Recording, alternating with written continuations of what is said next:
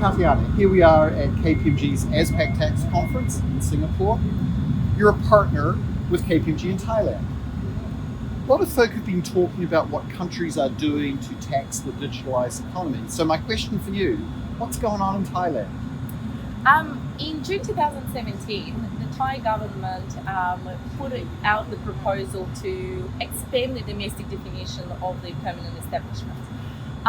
They later realized that unless the treaty network, which is quite substantial in Thailand, unless that treaty network is updated through the MLI process, there won't be any practical implications.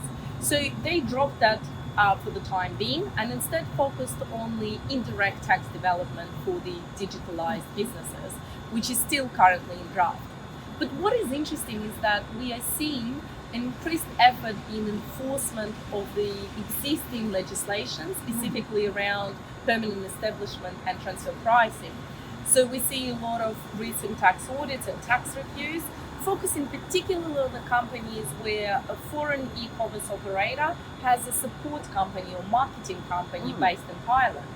And the challenges that the Thai Revenue Department raises are around either trying to assert a permanent establishment or try to pursue a greater transfer pricing remuneration based on the percentage of revenue.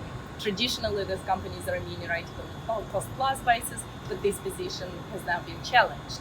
And I think in the next 12 to 24 months, we will continue to see a lot of tax audit activity in that space, and we probably will also see some unilateral measures that the Thai government will pick up again in the corporate tax space, unless the multilateral agreement and solution is reached by the international community, in which case we would expect that the Thai government will follow that. So fascinating. So what are you telling clients to prepare for in the next tax examination round? Look, for the companies that have support marketing companies, we basically tell them to be prepared to get the knock on the door because the Thai Revenue Department is going around the town and visiting all of the tech companies now.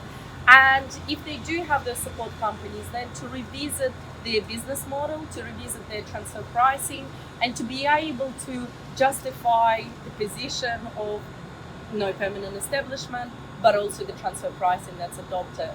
And also in the respect of future developments, it's basically monitoring, and just like everywhere else in the world these days, be prepared that something will have to change very soon.